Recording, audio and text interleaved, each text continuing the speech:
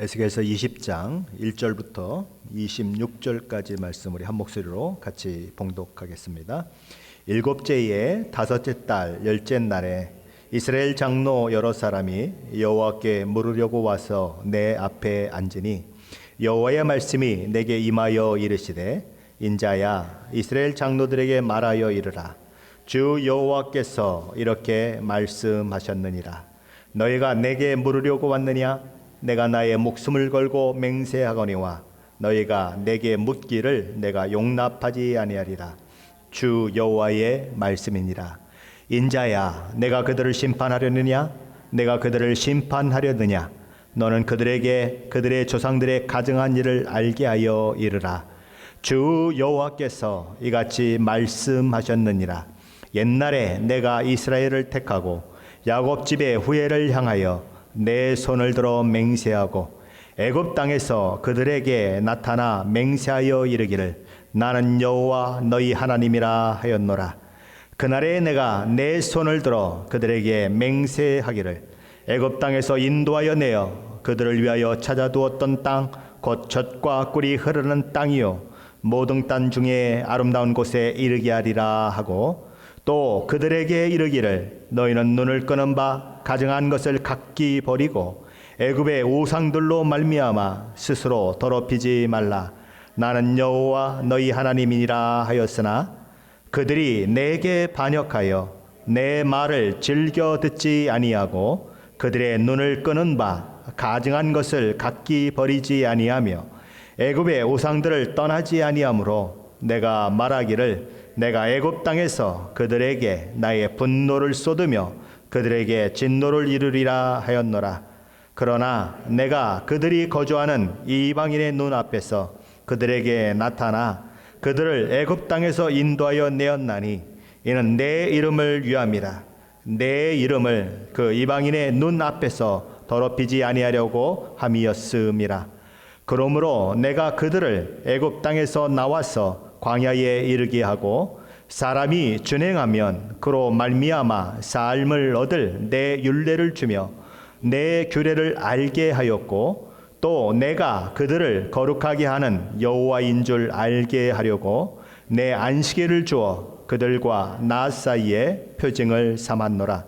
그러나 이스라엘 족속이 광야에서 내게 반역하여 사람이 준행하면 그로 말미암아 삶을 얻을 나의 율례를 준행하지 아니하며 나의 규례를 멸시하였고 나의 안식일을 크게 더럽혔으므로 내가 이르기를 내가 내 분노를 광야에서 그들에게 쏟아 멸하리라 하였으나 내가 내 이름을 위하여 달리 행하였나니 내가 그들을 인도하여 내는 것을 본 나라들 앞에서 내 이름을 더럽히지 아니하려 하였음이로다.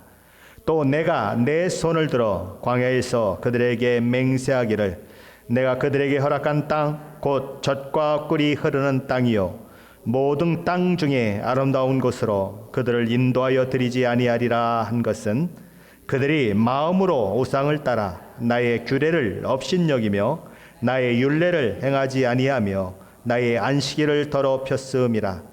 그러나 내가 그들을 아껴서 광야에서 멸하여 아주 없이하지 아니하였노라.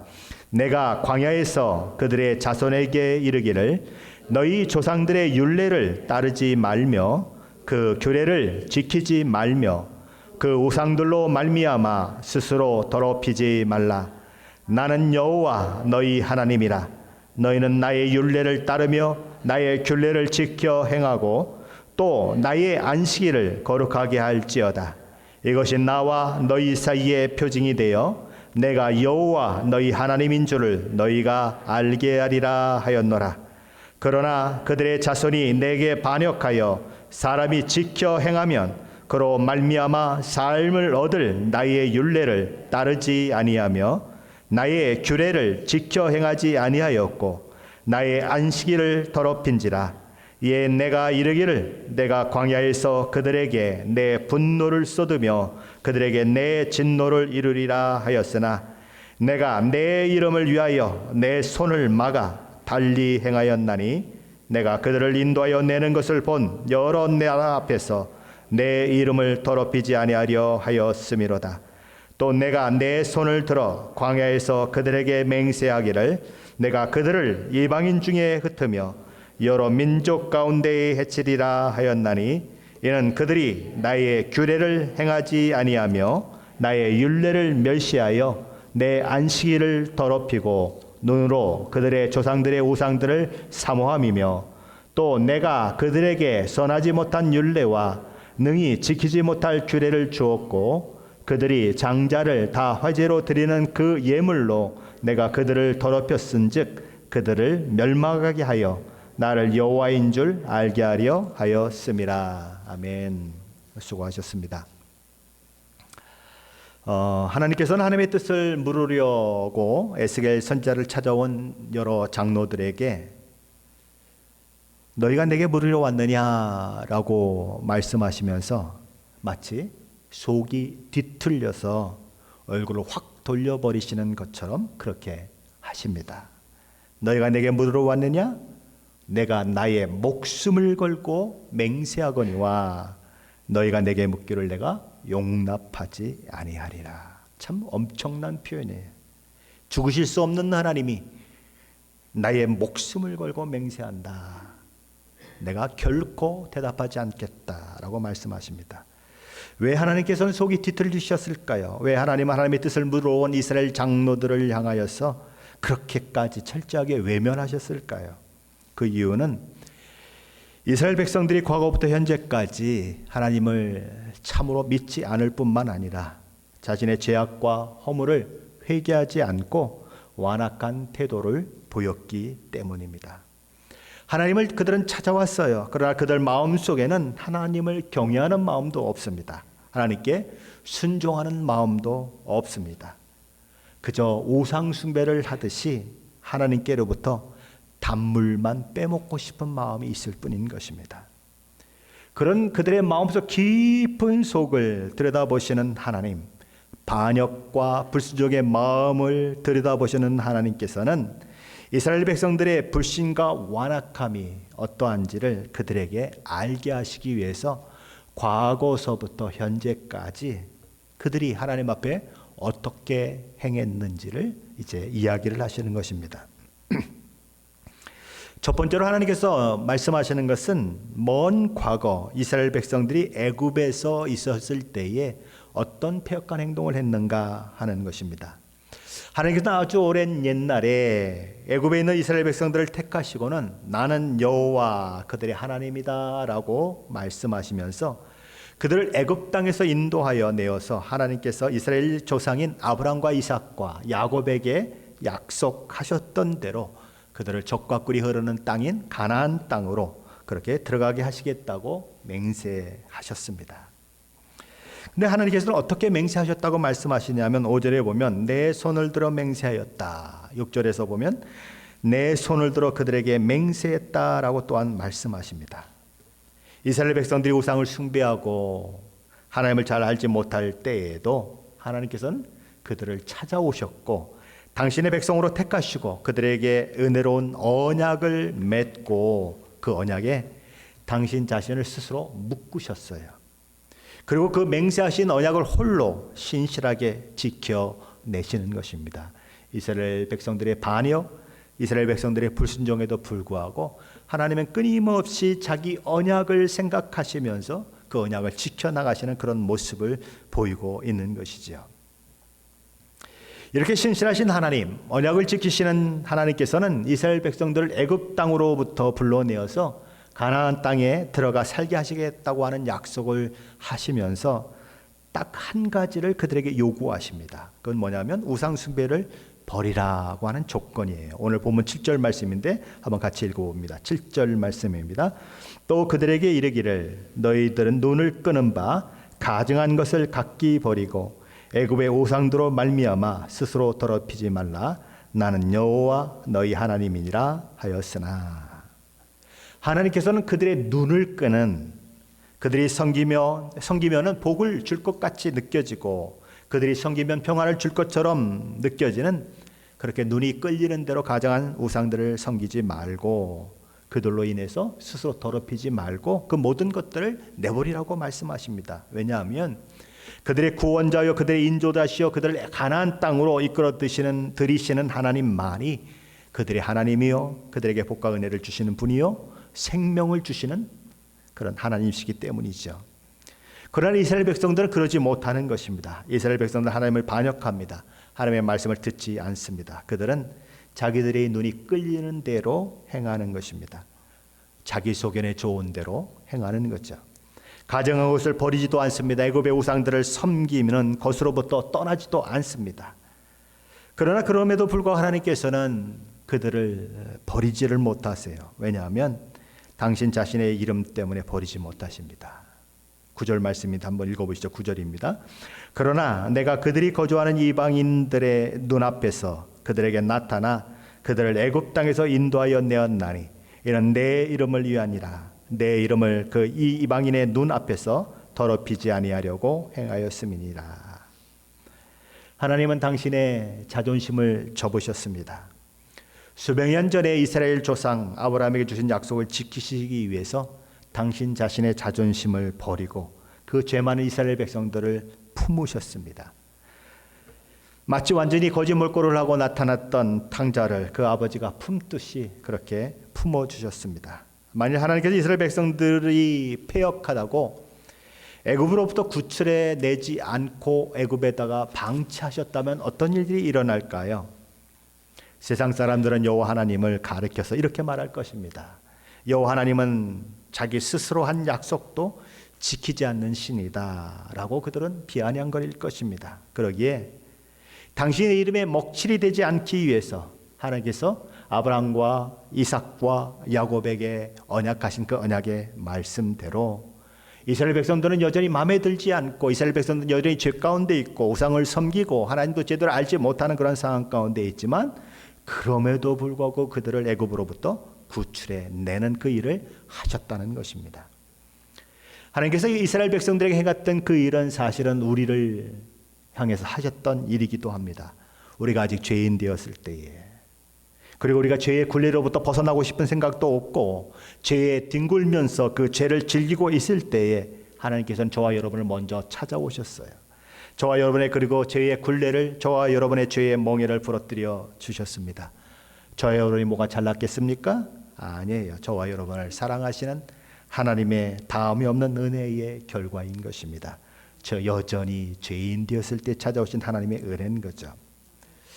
두 번째로 하나님께서는 출애굽한 이스라엘 백성들이 가나안 땅을 향해 가는 길목인 광야에서 보여주었던 그런 패역함을 다루십니다.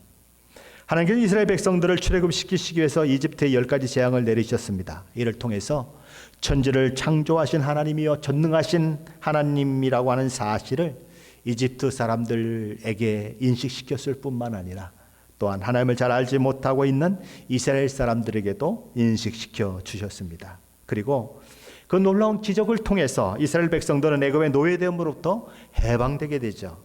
자, 그렇다면 이런 놀라운 구원을 경험한 이스라엘 백성들은 광야에서 생활할 때에 애굽에서 섬겼던 모든 신들을 다 버리고 오직 하나님만 섬기는 그런 태도와 자세를 보였을까요? 아닌 것입니다. 이스라엘 백성들은 그 많은 기적 모든 것들을 경험했는데도 불구하고 전혀 변하지 않고 있어요. 그 많은 하나님의 기적을 체험하고도 여호와 하나님께 등을 돌리고 여전히 우상 숭배를 하는 것입니다. 광야에서 하나님께서 그들을 구름 기둥과 불 기둥으로 인도하셨어요. 홍해를 마른 땅처럼 건너고 그들을 쫓아오던 애국 군대가 홍해 한 가운데서 빠져 죽는 일도 경험하게 하셨습니다. 마라라고 하는 곳에서는 쓴물이 단물이 되는 그 사건도 경험하게 하셨습니다. 매일 아침이면 만나를 내리시고 저녁이면 메추라기를 내리심으로 풀 한 폭도 자라날 수 없는 광야에서 매일매일 일용할 양식을 먹는 기적을 경험하게도 하셨습니다.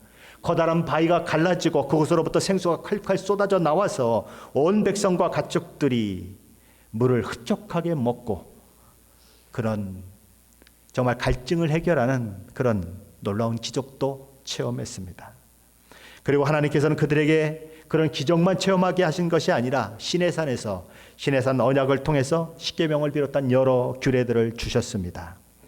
하나님의 백성과 세상 백성을 구분하게 만드는 놀라운 하나님의 법을 그들에게 하사하셨습니다. 오늘 보면 12절 말씀은 이렇게 얘기하죠. 사람이 준행하면 그로 말미암아 사함을 얻을 내 율례를 주며 내 규례를 알게 하였고, 하나님께서 이스라엘 백성들에게 그들을 출애굽시킨 이후에 누구나 실천하면 복을 받을 수 있고 생명의 길을 갈 수 있는 율례와 규례를 이스라엘 백성들에게 주셨다고 말씀합니다. 사람이 준행하면 그로 말미암아 삶을 얻을 내 율례를 주며 내 규례를 알게 하였다라고 선언하세요. 하나님께서 이스라엘 백성들에게 율례와 규례를 주신 것은 하나님 자신을 위한 것이 아닙니다. 이스라엘 백성들의 행복과 생명을 위한 것입니다. 그들이 하나님께 주신 말씀을 따라 행하면 그들의 가정도 행복해지고 사회도 행복해지고 국가도 행복해집니다.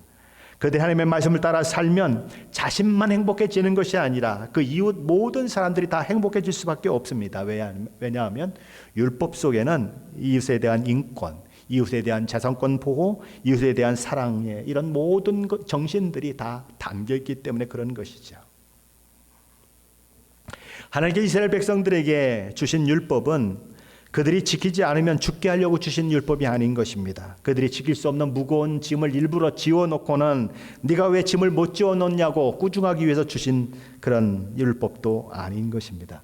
율법을 주신 이유는 그들을 살리고 그들의 삶이 행복해지도록 주신 것이지요.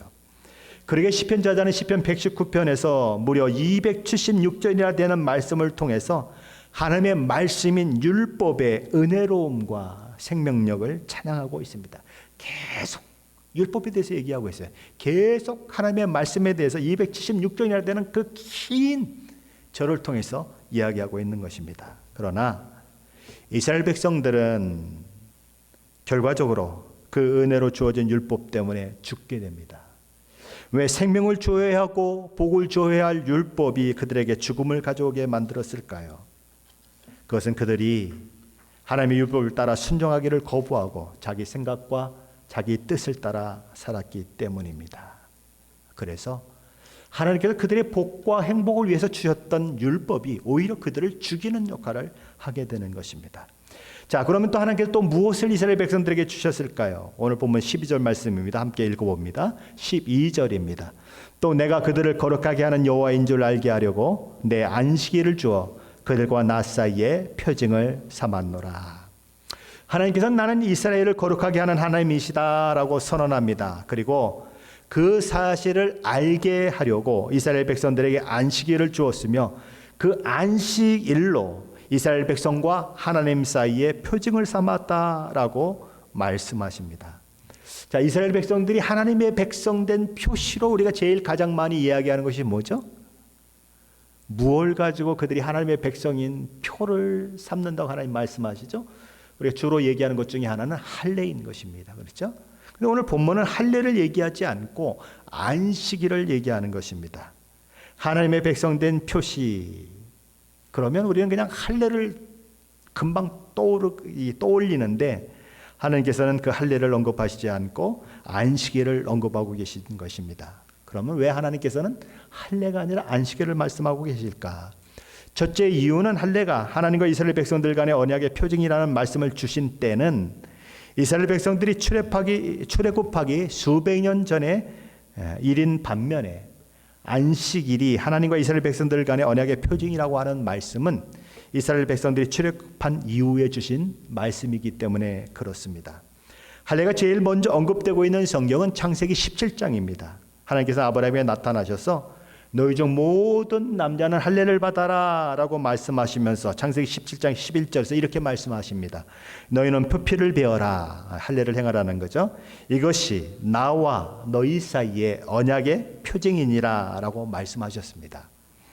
할례가 하나님과 이스라엘 백성들 사이의 언약의 표징이라고 하는 말씀은 출애굽하기 400년도 훨씬 더 이전에 그들의 조상 아브라함에게 주셨던 말씀입니다. 하지만 안식일이 하나님과 이스라엘 백성들 간의 언약의 표징이라고 하는 이 말씀은 출애굽 세대에게 주신 말씀입니다. 출애굽기 32장 16절, 17절은 이렇게 말씀합니다. 이같이 이스라엘 자손이 안식일을 지켜서 그것으로 대대로 영원한 언약을 삼을 것이니 이는 나와 이스라엘 자손 사이에 영원한 표징이며 나 여호와가 엿새 동안에 천지를 창조하고 일곱째 날에 일을 마치고 쉬었음이니라.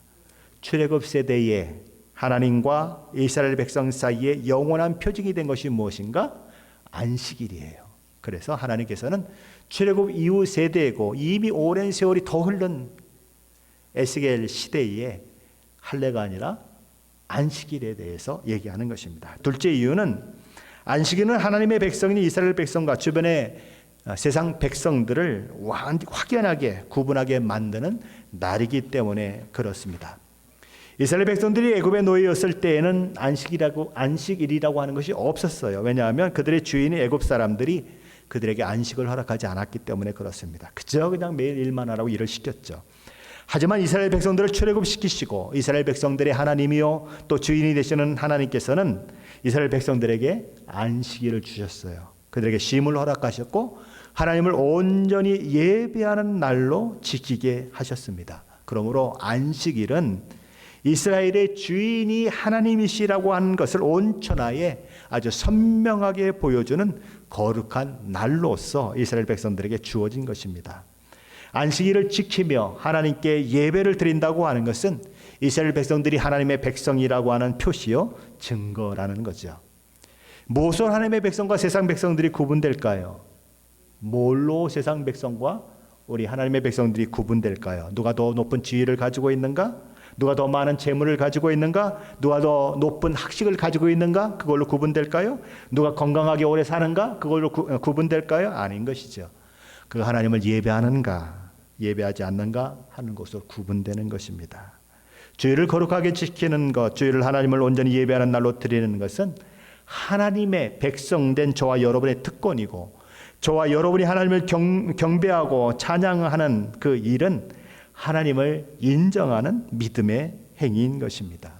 그런데 이스라엘 백성들은 광야 생활 첫 단계부터 안식일을 거룩하게 지키지 못하고 하나님을 예배하는 데 실패합니다. 그들은 안식일에 만나를 내리지 않을 것이라고 하나님이 분명히 말씀하셨어요. 그 전날에 2배를 거두어서 미리 준비하라고 말씀하셨는데도 불구하고 어떻게 하죠? 안식일에도 만나를 거두러 광야로 나가는 것입니다.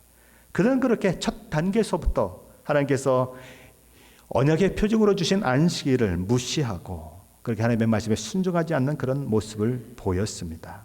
그리고 그들은 광야 생활 내내 하나님께 반역하고 하나님의 말씀에 불순종하는 삶을 살았던 거죠. 자, 그들은 어떻게 하나님 앞에 불순종했을까요? 그 대표적인 것을 몇 가지 한번 찾아봤습니다. 제가 한번 3가지 정도만 한번 말씀을 나누려고 합니다.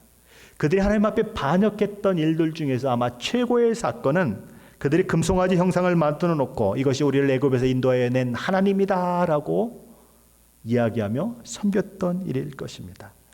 모세가 율법을 받기 위해서 시내산에 올라갔습니다. 40일 동안 금식하며 하나님 앞에 앉아 있지요. 모세가 오랫동안 내려오지 않자 아론과 이스라엘 백성들은 그가 죽었다고 생각합니다. 그래서 금송아지를 만들어 놓고는 이것이 우리를 애굽에서 구원하여 낸 여호와다라고 그러면서 그것을 예배하게 됩니다. 자, 이때는 얼마나 세월이 지난 후일까요? 모세를 통해서 하나님이 말씀하셨을 때에 모세가 나와서 그런 얘기를 하지 않습니까? 출애굽기 19장에 있는 내가 너희를 어떻게 구원했는지를 너희가 아느냐. 내가 독수리 날개로 너희를 업어서 너희를 구출해냈고 너희가 내 말을 잘 들으면 세상 모든 민족 가운데서 내 소유가 되겠고 하는 이런 아주 놀라운 말씀들을 주시지 않았습니까? 그때 이스라엘 백성들이 뭐라고 하죠? 이렇게 얘기합니다. 여호와께서 명령하신 대로 우리가 다 행하리이다. 하나님께서 명령하신 대로 우리가 다 행하리이다라고 하나님 앞에 약속했는데 불과 며칠 지나지 않아서 이들은 금송아지를 만들어 놓고 섬기는 것입니다. 오늘날로 말하면 하나님과 이스라엘 백성들 가운데 계약서를 썼습니다. 근데 뭐예요? 아직 잉크도 안 말랐어요. 잉크도 안 말랐는데 어떻게 한다고요? 벌써 배반하고 있는 것입니다. 이런 것과 똑같은 거예요. 남녀가 둘이 너무 사랑해서 이제 이 결혼식을 올렸습니다. 신혼여행을 갔는데 남자가 딴 여자하고 바람났어요. 지금 이 똑같은 거예요. 금방 지금 하나님 앞에 다 지키겠다고 해놓고는 금송아지 만들어 놓고 섬기는 것은 바로 그런 모습이라고요. 그러니 하나님이 얼마나 답답하겠습니까? 그런데 그 주동자가 누굽니까? 앞으로 이스라엘의 죄를 대표해서 하나님 앞에 나아가야 할 대제사장 후보 아론이에요. 모세의 대변자가 되어서 이스라엘 백성들을 출애굽시키는데 리더의 역할을 했던 아론이었어요. 그러니 하나님이 얼마나 큰 충격을 받으셨겠습니까? 하나님께서는 하나님 앞에 엎드렸던 모세에게 이렇게 말씀하시죠. 내가 이 백성을 다 진멸하겠다. 그리고 너 모세를 통해서 다시 시작하겠다. 너로 큰 민족을 이루고 그것으로 나라를 만들게 하겠다라고 말씀하시죠. 그런데 모세가 하나님 앞에 자기 생명을 걸고 중보합니다. 그래서 겨우 이스라엘 백성들은 멸망하는 사건, 바로 그것이 금송아지 만든 사건이죠. 두 번째, 이 이스라엘 백성들이 반역한 대표적인 사건을 들라고 하면 가데스 바네아에서 있었던 사건입니다. 모세는 12지파 중에서 한 사람씩 정탐꾼을 뽑아서 그들이 가서 차지해야 할 가나안 땅을 정탐하게 만들죠. 그래서 그들이 그곳에 가서 온 땅을 두루 다니면서 상세한 정보를 가지고 그렇게 다 수집해서 돌아오게 되는 것입니다. 그런데 갈렙과 여호수아 위에 다른 10명의 정탐꾼은 부정적으로 보고하는 것입니다. 우리는 저들을 이길 수 없으며 저들 보기에 우리는 메뚜기에 불과합니다. 가나안 땅 정복은 불가능한 꿈이라고 그들은 말하는 것입니다. 이를 듣고 있던 이스라엘 백성들은 절망하죠. 낙심합니다. 그리고 밤새도록 울며 통곡합니다. 그리고 하나님께서 세우신 지도자 모세를 향해 원망을 퍼붓습니다. 그리고 자신들 중에서 새로운 지도자를 택해서 애굽으로 돌아가자라고 외치는 거죠. 하나님께서 왜 그들을 구원하셨는지, 어떻게 구원하셨는지, 하나님의 모든 구원과 인도하심을 전적으로 부정해버리는 그런 악한 행동을 하는 것입니다. 세 번째로 이스라엘 백성들이 하나님을 배반했던, 반역했던 대표적인 일은 또 무엇일까요? 모압 땅에서 부월에 이르렀을 때 일어난 반역을 들 수가 있습니다. 그들은 그곳에서 바알 부월을 숭배하고 이방 모압 여인들과 간음을 행하죠. 이때는 언제였을까요? 이스라엘 백성들이 광야 생활 40여 년을 거의 끝낼 무렵이었습니다. 그들이 하나님에 대해서 뭘 몰라서 저지른 범죄가 아니에요. 초신자라서 저지른 범죄가 아니에요. 40여 년 동안이나 광야에서 먹이시고 입히시고 마시게 하신 하나님, 모든 기적과 역사를 이루신 그 하나님을 경험하고 또 했음에도 불구하고 그들은 그런 범죄를 짓게 되는 것입니다. 하나님 앞에 참 중대한 범죄죠. 하나님께서는 그런 그들을 다 멸망시키기를 원하셨겠죠. 그런데 하나님은 멸망시키지 못하십니다. 오히려 그들을 향해서 오래 참으시죠. 그래서 이 모든 일들을 행했던 이스라엘 백성들 가운데 20세 이상 된 자들은 광야에서 멸망을 당하게 되고 그 나머지 백성들로 하여금 가나안 땅을 들어가 취하게 만드십니다. 오늘 보면 17절은 그 사실을 이렇게 기록합니다. 그러나 내가 그들을 아껴서 광야에서 멸하여 아주 없이 하지 아니하였노라. 22절은 이렇게 얘기합니다. 우리 22절 말씀인데 함께 읽어봅니다. 22절입니다. 내가 내 이름을 위하여 내 손을 막아 달리 행하였나니 내가 그들을 인도하여 내는 것을 본 여러 나라 앞에서 내 이름을 더럽히지 아니하려 하였음이로다. 아까 애굽에서의 일들을 얘기했을 때에도 하나님은 뭐라고 말씀하셨습니까? 내 이름을 위함이라. 내 이름을 그 이방인의 눈앞에서 더럽히지 아니하려고 행하였음이니라 라고 20장 9절에서 얘기했는데 여기 22절에도 똑같이 말씀하십니다. 내 이름을 더럽히지 아니하려 하였음이로다. 내가 너희를 멸하지 않는 것은 내 이름 때문이다. 내 명예 때문이다. 내가 너희에게 언약했던 그 하나님이라고 하는 것을 이방 나라들과 열방들이 다 알고 있기 때문에 그렇다라고 말씀하시는 것입니다. 그래서 이스라엘 백성들이 하나님을 반역하고 불순종했음에도 불구하고 그들을 광야에서 다 죽이지 못하시고 모세가 하나님 앞에 중보 기도했던 것처럼 하나님께서 세상 모든 나라와 민족 사람들을 통해 이스라엘 백성들을 출애굽시키셨다는 것을 다 알고 있는데 가나안 땅에 들어가게 하실 능력이 없어서 이곳에 죽였다고 그렇게 소문이 나면 어떻게 하시겠습니까? 라고 이 모세가 중보했던 것처럼 하나님께서는 그들을 죽이지 못하시는 것입니다. 당신의 이름이 열방과 나라 민족들 사이에 더럽혀질 것을 하나님께서는 원하지 않으셔서 이스라엘 백성들을 향해서 또 참고 참으시는 모습을 하고 있는 것입니다. 그리고 이제 23절로 26절 말씀이 이제 이어지게 되는데, 오늘 본문의 말씀 중에서 이어지는 23절, 26절 말씀은 종종 오해를 낳기도 하는 본문이고 또 우리를 혼란스럽게 하는 본문이기도 합니다. 우리 23절 말씀 한번 같이 읽어봅니다. 23절입니다. 또 내가 내 손을 들어 광야에서 그들에게 맹세하기를 내가 그들을 이방인 중에 흩으며 여러 민족 가운데 해치리라 하였나니. 학자들 중에는 이 본문을 가지고 이렇게 얘기하는 분들이 있습니다. 가나안 정복 전에 어떤 하나님의 말씀을 찾아보아도 이스라엘 백성들을 이방인 중에 흩으리라는 말씀은 나오지 않는데 왜 하나님께서는 이 말씀을 하시는가라고 학자들 중에 이야기하는 분들이 있습니다. 정말 그럴까요? 그렇지 않습니다. 하나님께서는 이미 레위기 26장을 통해서 이런 경고의 말씀을 하신 적이 있어요. 레위기 26장 33절에서 하나님이 이런 선언을 하고 계십니다.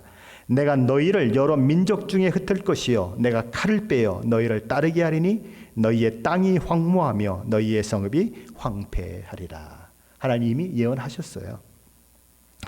또 하나의 오해와 또 혼란을 가지고 오는 그런 난해한 말씀은 에스겔서 20장 25절 26절 말씀입니다. 우리 25절 26절 말씀인데 함께 읽어보겠습니다. 또 내가 그들에게 선하지 못한 율례와 능히 지키지 못할 규례를 주었고 그들이 장자를 다 화제로 드리는 그 예물로 내가 그들을 더럽혔은즉 그들을 멸망하게 하여 나를 여호와인 줄 알게 하려 하였습니다. 하나님 여기 한번 말씀을 한번 잘 보세요. 뭐라고 말씀하시죠? 내가 그들에게 선하지 못한 율례를 주었다. 그죠? 능히 지키지 못할 규례를 주었다. 그리고 그들의 장자를 불에 태워 드리는 그 예물을 드리게 했다. 내가 그들을 더럽혔다. 그래서 그들로 하여금 내가 멸망을 당하도록 만들었다. 사실 내용이 그런 내용이거든요. 그럼 우리는 이 말씀을 들을 때 이게 너무 헷갈리는 거예요. 아니 하나님이 그렇게 하시는 법이 세상에 어디 있어요? 아니 어떻게 그렇게 이스라엘들을 사랑하고 이스라엘을 이끌으셨다고 선하신 하나님이라고 말씀하시면 어떻게 이렇게 하실 수 있습니까? 라고 하는 질문이 생긴다는 것입니다. 우리는 이 말씀을 어떻게 이해해야 할까요? 우리는 이 말씀을 먼저는 이 바로에게 있었던 일을 생각하시면서 우리에게 생각을 좀 정리해야 합니다. 바로에게 하나님께서 말씀하셨을 때에 이 두 가지 이 기록들이 거기 나옵니다. 하나는 바로의 마음이 완악하게, 바로가 자기 마음을 완악하게 했다는 표현이 나오고, 다른 표현 어떤 표현이 나오죠? 하나님이 그의 마음을 완악하게 했다는 표현이 나옵니다. 그렇죠? 두 가지가 같이 나와요. 자, 그걸 생각하시면서 이것을 한번 좀 생각하시면 좋겠습니다. 왜 하나님의 율법이 선하지 않을까요? 왜 하나님은 선하지 않은 율법을 주었다고 말씀하셨을까요? 이 말씀 속에는 하나님의 아픈 마음이 있는 것입니다. 그 아픈 마음을 이해하셔야 돼요. 왜 하나님의 율법이 선하지 않습니까? 이스라엘 백성들 하나님이 주신 율법을 선하게 여기지 않기 때문에 그렇습니다. 귀찮은 것, 번거로운 것, 자신을 얽매이는 것으로 그들은 생각했어요. 자, 그러면 왜 하나님께서 지키지 못할 규례를 이스라엘 백성들에게 주었다고 말씀하십니까? 왜 이런 표현들이 여기 등장합니까? 이스라엘 백성들이 하나님을 하나님으로 인정하지 않고 하나님만 섬기기로 마음 먹고 순종하면 능히 순종할 수 있는 규례였지만 그 하나님의 말씀에 순종하기를 거부하고 반역을 일삼았기 때문입니다. 이스라엘 백성들의 불순종 때문에 결과적으로 하나님께서 이스라엘 백성들에게 주신 율법이 마치 지키지도 못할 율법을 준 것처럼 상황이 만들어진 거예요. 그러니까 하나님은 아픈 마음으로 얘기하시는 것입니다. 내가 너희들을 보니까 지키지도 못할 율법을 준 것과 똑같다. 너희들의 복을 위해서, 너희들의 생명을 위해서 내가 그렇게 온 세상 사람들이 부러워할 만한 율법을 줬는데 결과적으로는 내가 지키지도 못할 율법을 너희들에게 주어서 결국 너희들을 멸망시킨 것과 똑같은 일을 내가 한 것처럼 돼버렸다. 내가 이게 얼마나 그러니 가슴이 타고 답답하냐. 이게 하나님의 마음인 거예요. 자, 그렇다면 자식을 불에 태워 몰래게 바치는 예물과 같은 것을 이스라엘 백성들을 하나님께서 더럽혔다고 하는 이 표현은 우리가 어떻게 이해해야 할까요? 하나님이 시키셨습니까? 자식을 불에 태워서 몰래기라고 하는 신에게 드리라고 하나님이 시키셨습니까? 그러진 않으셨죠. 왜? 하나님 그런 하나님이 아니니까요. 로마서 1장을 한번 참고해 보면 왜 사람들이 남자와 여자라는 엄밀한 구분이 있어요. 하나님이 그런 구분을 지으셨어요. 그런데 남자와 남자가, 여자와 여자가 더불어 부끄러운 일을 행하는가? 하나님만 섬기고 하나님만 예배해야 하는 피조물인 인간이 왜 온갖 우상 숭배에 빠져들고 나무도 섬기고 새도 섬기고 하늘도 섬기고 이런 일들이 일어나는가? 하나님 그 원인에 대해서 이렇게 말씀하십니다. 이는 그들이 하나님의 진리를 거짓 것으로 바꾸며 피조물을 조물주보다 더 경배하고 섬김이라. 그리고 이어지는 말씀에서 이렇게 말씀하십니다. 이 때문에 하나님께 그들을 부끄러운 욕심에 내버려 두셨으니. 사람들이 그것을 너무 원하니까, 너무 그것을 소원하니까 하나님의 말씀은 아랑곳하지 아니하고 하나님은 염두에 두지 아니하고 자기 욕심대로 행하고자 하는 욕망이 너무 강하니까 하나님께서 그들이 하고 싶은 대로 내버려 두셨다는 것입니다. 이 내버려 두셨다는 표현이 종종 많이 나와요. 로마서에도 있지만 우리가 에스겔서 지금 살펴보는 이런 본문 중에도 내버려 두셨다, 내버려 두셨다고 하는 표현이 나오는 것입니다. 하나님이 내버려 두시면 인간은 어떻게 될까요? 고삐 뿔린 망아지처럼 뛰어다니고 온갖 나쁜 짓을 하게 되어 있는 것입니다. 하나님이 억제해야 하는 것이죠. 그래서 마지막 시대까지는 하나님께서 억제시키시다가 마지막 시대에 그 억제를 풀면 적그리스도가 출현하고 이제 온 이 민족과 나라들이 이렇게 어려움을 겪고 마지막 시대를 맞게 되는 그 일들이 일어난다고 성경이 얘기하는 것입니다. 내버려 두셨다는 거예요. 몰렉에게 자식을 드리는 것까지도 그들이 너무 원하니까 하나님께서 막지 않고 내버려 두셨다. 하나님이 내버려 두신 것이 뭡니까? 그게 사실은 심판이에요. 하나님이 내버려 두시면 인간은 멸망으로 갈 수밖에 없고 하나님이 내버려 두시면 망하는 길로 가는 것입니다. 차라리 하나님께서 채찍을 드시고 말을 듣게 만드는 것이 사실 복이에요. 우리 자녀들도 마찬가지죠, 그렇죠? 애들이 매를 때려서 고쳐질 것 같으면 매를 때리지만 아무리 매를 때려도 소용이 없고 말 안 듣고 아주 후려자식은요 그냥 팽개쳐 버리는 거예요. 그럼 망하는 거죠. 바로 그것처럼 하나님도 그런 마음을 가지고 계시다는 것입니다. 하나님께서 에스겔 선지자를 찾아와 하나님께 물으려는 이스라엘 장로들을 향해서 너희가 내게 물으려고 하느냐라고 반문하십니다. 그러시고는 과거 애굽에서, 과거 광야에서 이스라엘 백성들이 행했던 반역, 하나님의 말씀에 불순종에 대한 것들을 얘기합니다. 자, 그럼에도 불구하고 하나님은 그들을 하나님의 이름을 더럽히지 않기 위해서 끝까지 사랑하시고 긍휼을 베푸시고 은혜를 베푸십니다. 하나님의 이스라엘 장로들에게 물으시는 것입니다. 내게 물으려 하느냐? 나는 대답하고 싶지 않다. 너희는 내가 원하는 것이 무엇인지, 내가 원하는 것이 어떤 것인지를 아느냐? 너희가 내 앞에서 거룩히 사는 것이고 공의와 정의를 행하는 것이다. 그것은 하나도 행하지 아니하고 그저 내 앞에 나와서 내 말을 듣겠다는 너희 행위는 내가 기뻐하지 않는다. 자, 이런 걸 한번 생각해 보십시다. 명절에 고향의 부모를 찾아가는 자식이 있다고 생각해 보십시다. 1년에 많이 찾아가 봐야 두세 번 찾아가겠죠. 그런데 이들의 생각 속에 아버지를 또 어머니를 향한 생각이 이런 생각을 가지고 있어요. 마치 저 시골에 홀로 사는 어떤 노인이 있는데 아이고 그래 그 노인 불쌍하니까 내가 그래도 한번 찾아봐 줘야지. 가서 좀 용돈이나 좀 드리고 그리고 와야지. 그래서 좀 삶이 좀 편하게 해줘야지. 그런 생각을 가지고 아버지 엄마를 찾아갔다고 한번 생각해 보십시오. 그리고 그냥 속 얘기도 하나 하지 않고 돈 뚝 내면서 아버지 여기 용돈입니다. 어머니 여기 용돈이에요. 저 이제 갑니다. 그러고 떠나가는 아들이 있다고 생각해 보십시오. 부모님이 그 아들을 반기겠습니까? 그 아들을 그냥 오기를 기다리겠습니까? 아니죠. 그런 아들을 원하는 게 아니에요. 돈 몇 푼 지어주는 그런 아들을 원하는 게 아니에요. 정말 마음을 주고 나를 생각하고 나를 사랑하는 그 아들을 원하는 거예요. 하나님도 바로 그러신 것입니다. 이스라엘 백성들이 그냥 하나님 앞에 말씀 듣겠다고 오지만 실제는 그 마음속에 반역하는 것, 불순종하는 것을 가득 차면서 하나님 말씀 듣겠다고 앉아있는 것, 그게 꼴불견이라는 것입니다. 어떻습니까? 저와 여러분 하나님 앞에 어떻게 예배하고 있습니까? 하나님 우리에게 물으실 것입니다. 너희가 오늘 나를 예배하러 왔느냐? 정말 예배하러 왔느냐? 물으실 거예요. 저 여러분의 예배가 정말 하나님을 향한 깊은 그런 마음, 사랑의 마음, 정말 하나님을 공경하고 하나님을 높이는 그런 마음으로 나온 예배가 아니라 그냥 뭐 체면 치레하더라고, 아니면 그냥 습관적으로 나와서 예배하는 예배라면 하나님은 너희 예배를 받지 않겠다라고 말씀하실 거예요. 말라기 1장 10절에 이렇게 말합니다. 만군의 여호와가 이르노라, 너희가 내 제단 위에 헛되이 불사르게 못하게 하기 위하여 너희 중에 성전문을 닫을 자가 있었으면 좋겠도다.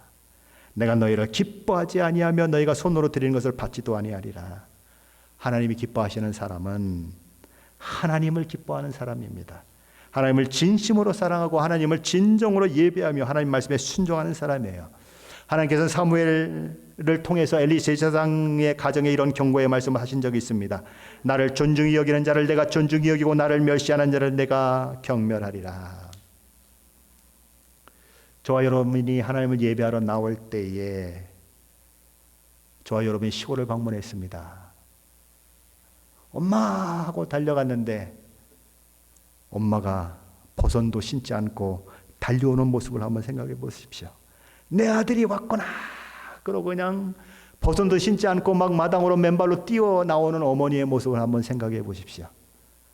저와 여러분이 하나님을 예배할 때에, 하나님 앞에 하나님을 높일 때에 하나님이 그런 마음을 가지신다면 얼마나 좋을까요? 버선발로 나오는 어머니처럼 하나님이 그냥 우리가 하나님을 예배하러 오는 모습을 보며 기뻐하고, 네가 왔구나, 정말 나를 사랑하는 네가 왔구나, 내가 나를 예배하러 여기 왔구나 라고 기뻐하시면 우리 예배는 하나님의 놀라운 은혜가 풀어지지 않을 수가 없는 것입니다. 예배를 통해서 우리는 하나님의 그 놀라운 복을 누리지 않을 수가 없는 거죠. 어떠십니까? 하나님 그렇게 한번 예배해보고 싶지 않으십니까? 정말 하나님이 맨발로 뛰어나오실 만큼 기뻐하시는 예배로 그렇게 나아가게 되시는 저와 여러분이 되시길 예수 그리스도 이름으로 간절히 축원합니다.